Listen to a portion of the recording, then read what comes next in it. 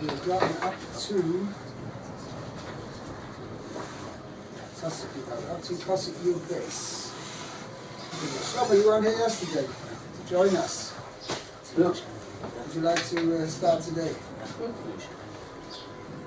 These are all the things which Moshe Rabbeinu was commanded Jewish people to make. It was really going to see afterwards. It was the work team was headed by the Tzalo and Arliov. Sure. That's right. The Tsama was the head fashion. Sorry. Okay. Well, when we start?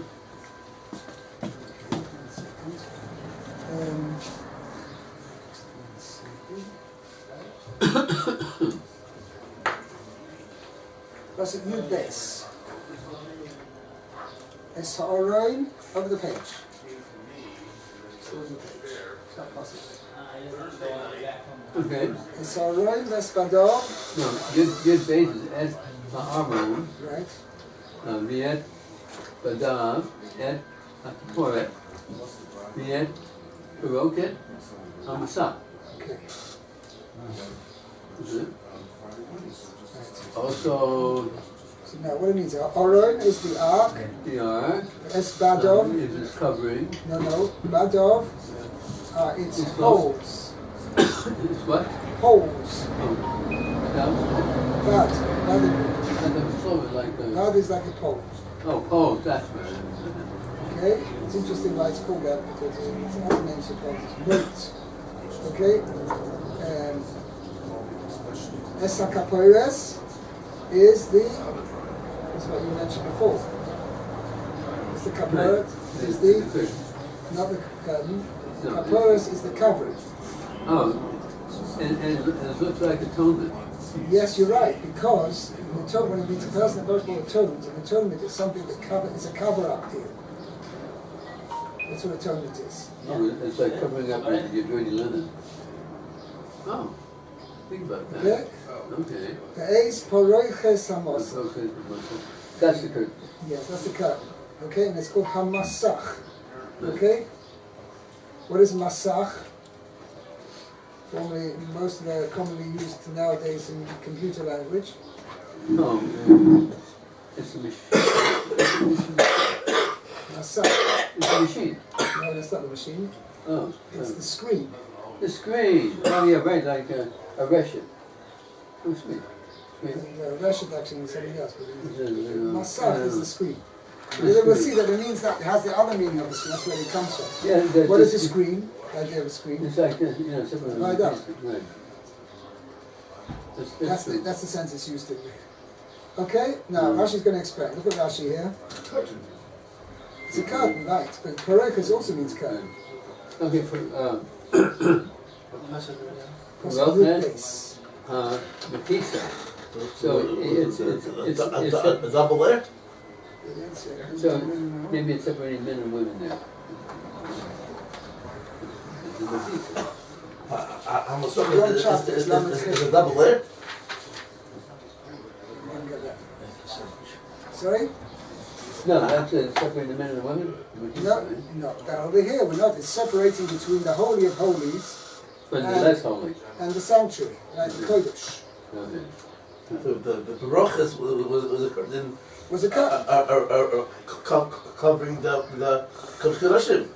It wasn't covering the Kodesh Kodashim, it was divided, it was a curtain in front of the Kodesh Kodashim. And that's exactly what Rashi is going to point out. It was Barakah's Hamasoch. His purpose was to divide, to screen off the Kodesh Kodashim from the Kodesh. That's what Rashi is going to explain. That's Barakah's Hamasoch. So Rashi explains that. All this is I'm sorry, before you carry on, there were two words Rashi said. Parokas, Hamachitza. So Rashi says the word Hamasach means the meaning actually as the meaning of a mechitza, a divider, a screen. So he says, Kol Dova, that all anything anything that protects the between above, whether it be above or whether it be Against. Meaning whether it be horizontal, right? Okay. Meaning it's dividing from below and above, It's or whether it called, be vertical, meaning it's dividing between one place and another. it's called a screen. Right. Uschach, It's called, or a schach means like a covering. right. Okay, so Rashi is saying that the word mosoch and the word schach, which we commonly know from the word sukkah, right? Right. Now what's that? That's not a screen. That's That's another- acting as a cover. So, but it's also both the things are acting to divide, Dual to separate, purpose, right? yes. To separate. Meaning one, when you have a covering, it's to separate from above and below, and when you have a screen like this, it's separated between front and behind. Right, okay. Okay, v'chein Again, sakosa va'adoi. This is that the sock, the Yes. beginning of Sefer Eov, right? Like a sukkah. Yeah, it means the same thing. The beginning of Sefer Eov, the Satan came to HaKodesh Baruch Hu and said, what's doing with Eov? Says the Satan came and said, you know, how comes you... So HaKodesh Baruch Hu said, no, Eov is my loyal servant, and that's why I've given him so much bracha. So the Satan came to the time and he says, why is it Sakois Sabado? You have literally protected him, that you'd like used it like a screen Right. before him. Okay, it means that you can. So that was the Satan's time, and therefore, as a result of that, the HaKodesh Baruch Hu brought Yisurim upon. To test his method. Right. Okay? And then similarly, Hineni Soch is Darkacha. I'm going to protect your way. To protect your way. And it's also, guys, I'm putting a screen there to divide between one and the other. So that's to protect people from inadvertently going into the Kodesh Yerushalyim. Well, that's the same, right? But it's act as a divider.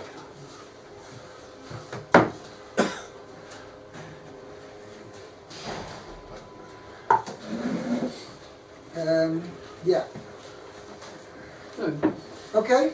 Next passage. Matt, are you up to reading yet? Yes, sir. Where are we? Passage Yud Gimel. Okay, I need a second to find it. Are you sitting comfortably? Like when we were kids, I remember back then, mother, you know, listen with mother, I think it was the radio, all these things. So once they had a story then. It's always the introductory thing was, are you sitting comfortably? Well, there was a song, make yourself comfortable, dear. Anyway, Anybody can be a deer. You're buried, I mean, you're Kimmel now, I think. But when it's not, make yourself Come on, you're Kimmel, right? okay. You're Kimmel, right? What's it Yud, correct. S. Hashulchan. The S. Badiv. Badav. By Dav. Yeah, the Yud is not sounded. Badav. How do you know that? Because of the little... No, nothing to do with that. It's just You have not to be, sounded. yeah, right, it's not sounded. Okay. The reason why it's added is to indicate that it's a plural. Okay. The S. Kol Kelav. The S. Lachem. Lechem. Hapanim. Right. Okay, so let's translate. Okay, I think I read the Shulchan Right. and its staves. Right. The why is it called a shulchan? The table. Right. And it doesn't translate it. No, it says the Shulchan. It's interesting. Okay, it's the table and its rods. Right. It's yeah. Es kol kelov and all its Implements. right or vessels right, used for the eis lechem hapanim. And the bread of surfaces. What? And then goes down below the bread, lachem, the Rashi starts bread of surfaces. Now 1 second. Anyway, I would not translate. It means the showbread. And Rashi's going to say what it means. It was called the showbread. And Rashi explained elsewhere the reason why this was entered Parashas Tetzaveh. Where was it? The bread of surfaces. Okay, Rashi explained elsewhere that means the reason why it was here because it was made in the shape of a box, square, Right. It wasn't actually square. It was pretty much square. But the point was, rather than having, when you expected, all closed on all four sides, two sides were open. So it like had faces. So that's why it was called the Lechem HaPanim. It was shaped. Oh, my face. Right, no, it's like this. Like that. So it was like Yeah, Rashi it calls it like a looked like a cat. Teva Prutza, a box which had open ends. Two open ends. Look, you know what? Hold on a second. We even have a picture of it at the back over here, I believe. It's not a clear picture, but a somewhat clear picture. If you look at the diagram over here. Yeah. So here's the table, and this is the actual table itself. Okay?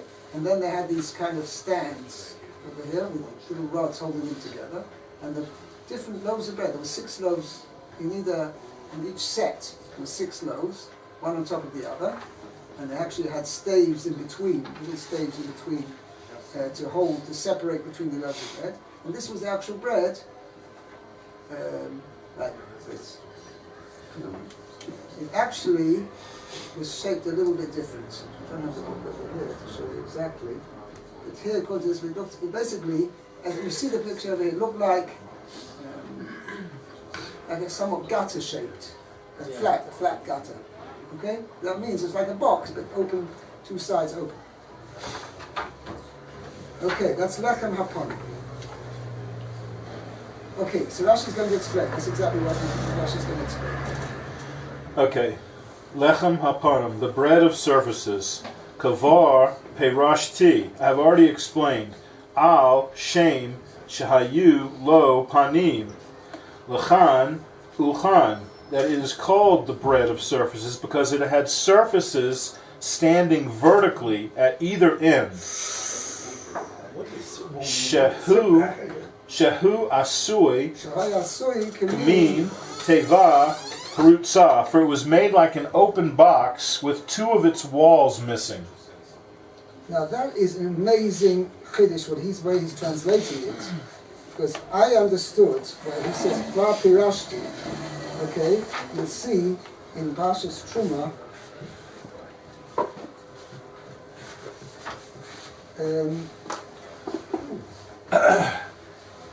That is an amazing thing.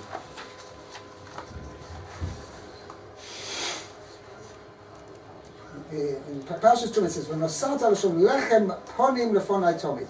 Now I always understood, that the ponim are not the parts of the solid sides. The ponim are the open sides, the face, which is open.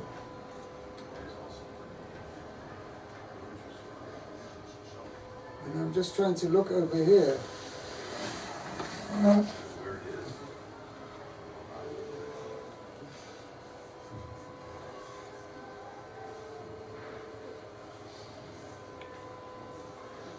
So the bread didn't actually sit on the table, it sat in these racks. Well, the bottom one Was on the table? yes. And the other ones, Rashi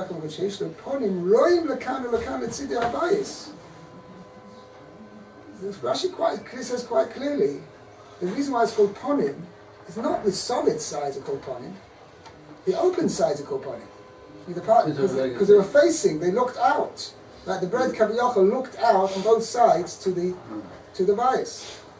I have to strongly disagree with what he says there.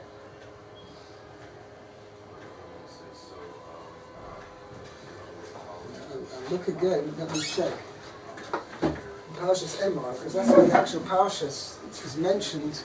Like the Tzivui, the commandment to actually make the Lechem HaPanim, change them every Shabbos, that's what it's mentioned. And they were as fresh as... It says in the footnote here where it says he already explained, it says go back to 25:29. Yeah, that's why I just looked at before. That's where you just went? Okay. Yeah. It's actually, it's where Rashi says that.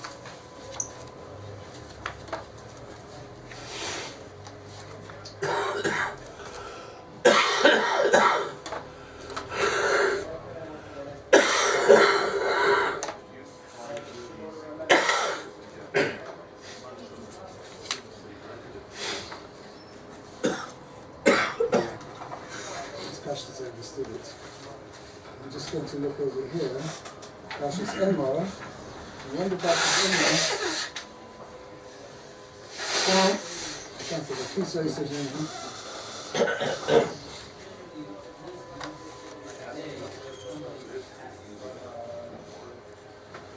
It doesn't actually call it Lechem HaPonim over here. It does not call it Lechem HaPonim.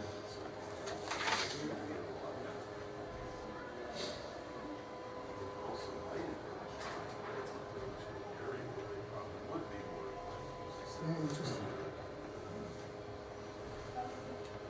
What was the question? No. It's called Lechem HaPonim. Yeah. Why is it called Lechem HaPonim? It has You faces. said the open area looked like a face. That's why I understood always. That means so there was.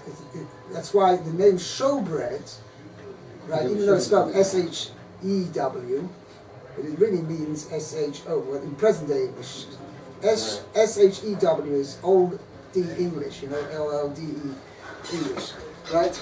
But it's a shame because it showed itself. You know, the bread had an open end, and it showed itself.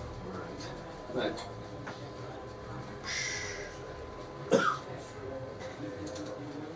Yeah, it has it right here. The bread was made in the shape of a box, open on two sides. It had a lower surface at the bottom. It would bend upward at this end, looking like the walls, to form something like walls. This is why it's called bread of surfaces, for the surfaces were looking both ways, towards the sides and base of mishes from either direction. Yeah, he's understanding.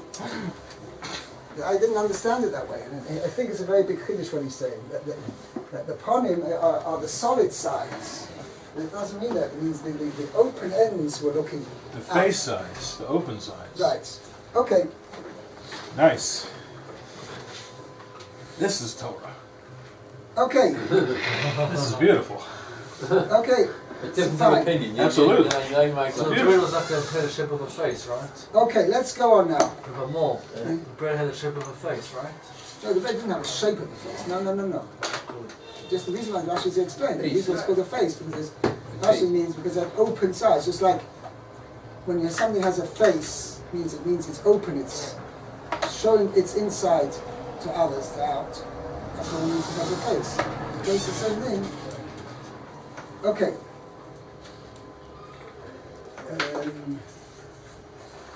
Yudalit. Yisromer. This menorah hama'or, the Menorahs Hamor. menorah hama'or means candles. Like the candle, it means candelabra, I mean the lamp. The lamp. Lamp for lighting. Okay? Lamp is kalea in its vessels. It's Nerosea. Kalea in its Lamps. Lamps. The shemen hama'or means lamp oil. Right, and the oil for lighting. Okay? That's Shemen Hamor, the oil for lighting. There is kalea in its vessels. Now, what are the vessels used for the... See, all the other things, the Shulchan, for instance, is very clearly what the vessels were used there because we had the whole setup of this frame, which was going to hold the little racks or whatever, little rods, which were there to hold the bread. So that was the kalim. And you had also the little bowls for the frankincense, for the levona. So there were other accoutrements which were pretty obviously together with the shulchan. However, the menorah, what other accoutrements went together with, accessories went together with the menorah. So that's what Rashi's explaining here. Eskileha, what were those? Mel Kochai, which means tongs or tweezers. tweezers or matach Because what do they need that for? machtos. And machtos are like little shovels. What do they need those for the menorah? Right, to take up afterwards when the light burnt out. So then they need to take out the old wicks and put in new wicks. So for that they needed tongs, like the tweezers, tongs. And the machtos were the little shovels with any leftover ash, whatever, left at the bottom after the whole thing burnt out. So they would shovel it out with the little shovel. Why would it be ash? It was oil. No, but from the wick, Want a couple? from the burnt out wick. Oh, That's good. that's very tiny bit of Actually, probably there was considerable amount of oil they used, and the wicks were also, even though they had burned the entire night, but there weren't such thin wicks. Okay. Nero Seho. Now Rashi's pointing out over here, this is what he's pointing out. Nero said, Ner can have two meanings. Ner can mean the actual light itself. Ner Hashem Nishma Sodo. Like the light of Hashem is the soul of a person, is like the light of Hashem. Okay? Ner can also mean the actual lamp itself, where the light emanates from. Okay? So that's what Rashi's pointing out over here. Neros, it's Neros means over here Lutzis Belas, which means lamps. Bozichin, little bowls, Shashemen Vapsilos Nesulim Bahem, where the oil and the wicks are placed, where they put. So that's the thing, so it's the crucible, right? The vessel in which the oil and the wicks and subsequently the light will actually be burning inside it. So that's referring to, that means, in other words, a lamp. Okay, the Eis Shemen Hamor, carry on. The Shemen Hamor, and the Shem is lamp oil. Lighting oil. Lighting oil. Afhu Sorich Chachmei Lev. Right, that too required special skilled craftsmen to make it. Shehu Meshuna Mishar Shmonim. It's different from other oils. Kamoy Shemaforish Umanachas. It will explain in Menochas. Seches Menachas. What do it means? How did they actually take it? Megarger Rosh Hazayis. It would actually take off the olives on the very top of the olive tree, the one that's mostly mostly strongly exposed to the sun, and those had ripened the quickest, and their oil was in its. The oil was the best quality oil inside it, and then you would just take, right. So therefore, that fulfilled two things: kukosis v'zoch. Crush it. So that means there, in order, the Torah requires that the oil which you should take for lighting the menorah had to be kosis, which means not ground, not to be pounded. That the olive was mamish had to be pounded and crushed in order to get the oil out. It had to be just kosis, which meant like pressed. Which means you just took a squeeze. One press, just this initial squeezing the olive, first drop that got out, that's called kosis. And it had to fulfill two. Zoch, to be pure oil, meaning just the first drop of oil, that was the purest olive oil that there was, and it was gotten out just by merely squeezing the olive, not by crushing the olive. So did they do each olive individually? To get the oil for the menorah, yes, they did each olive individually. Quite a process. Wow. Okay. Carry on. Mordechai, Pasuk Tezvot. Yes, Mizbach HaKetoret, V'es Ba'adov, V'es Shemen HaMishcha, V'es Ketoret HaSamim, V'es Mosach HaPesach, V'Pesach HaMishcha.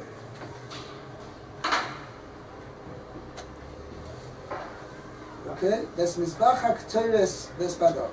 The incense altar and its poles. And this was the golden altar which was inside the sanctuary, inside the Mishkan itself. Its main purpose, should we say on a daily basis, was that that's where they offered the incense.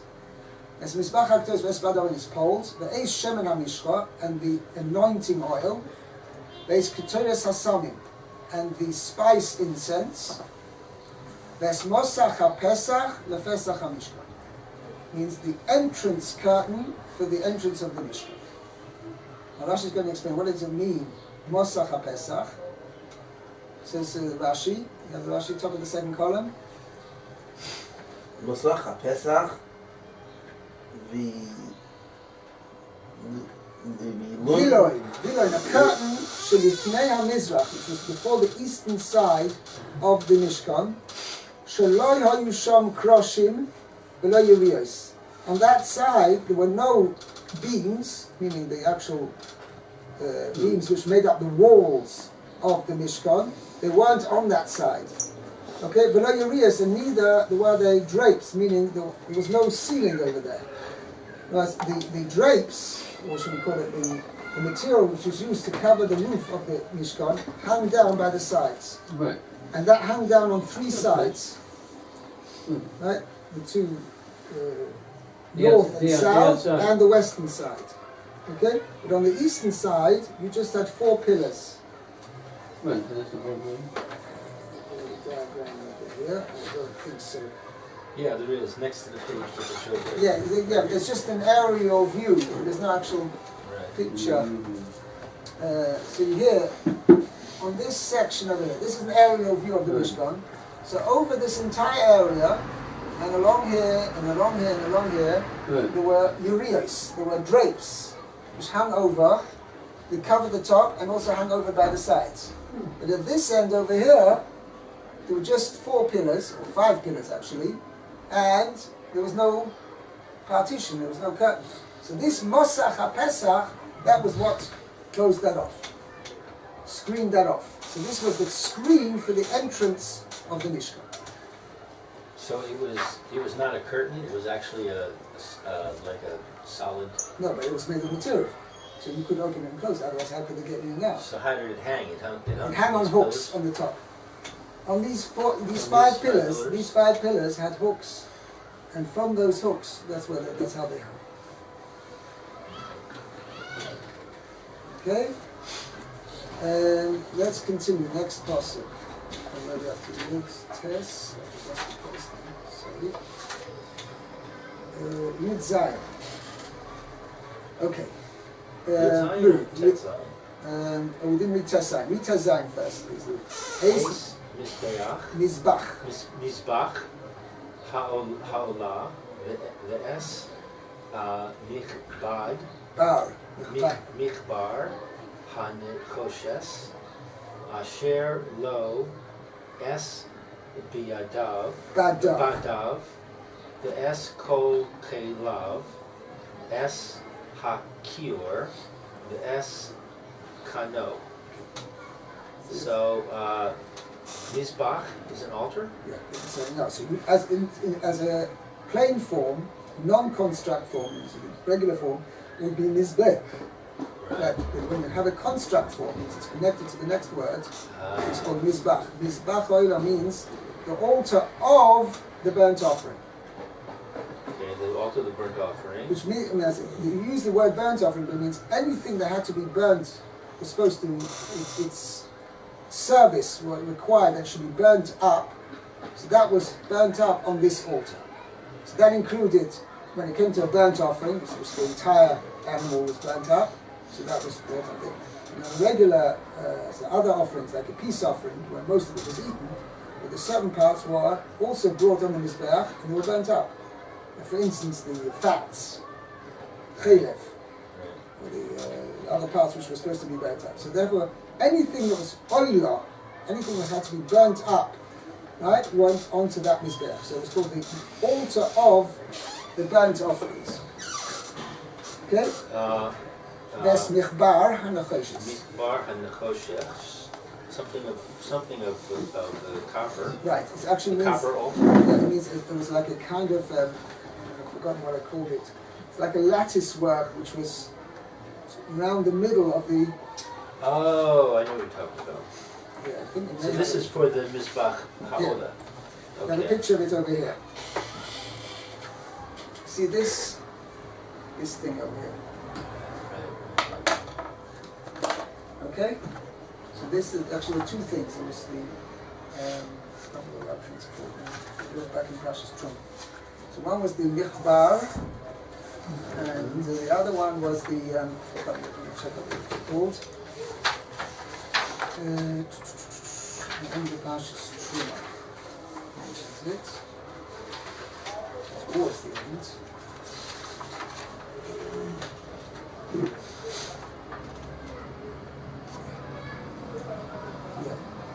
this was a lattice work thing, which where they're having the picture of the poles, where it went through, it was like a lattice work. What was the purpose of it?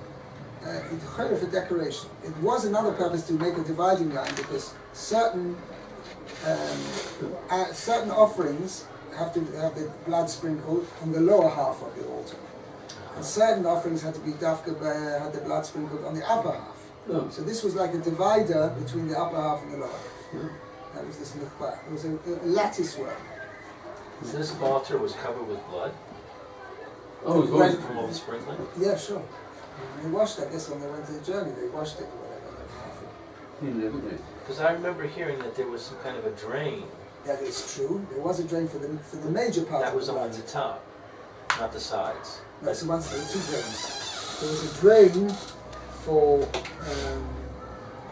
the water, for the wine offerings, the wine offerings, the poured offerings, and there was another one next to that for the water. And on Sukkot there, Nisuch Hamayim. Right. But besides that, in the lower part of the altar, there was also a hole there where they would pour the leftover blood, whatever. Okay. Okay.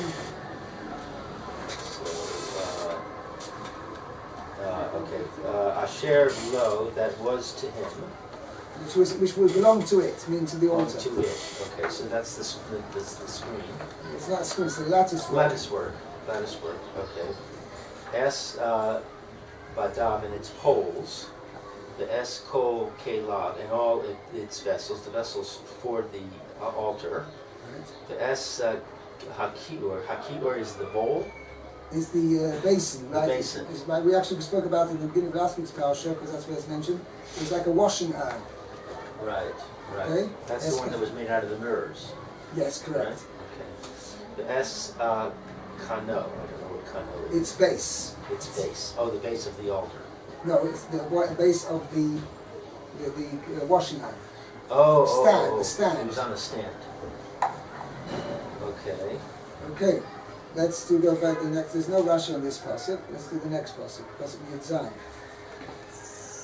Es kale ha-chatzer. Es ha-mudav. The es adanecha.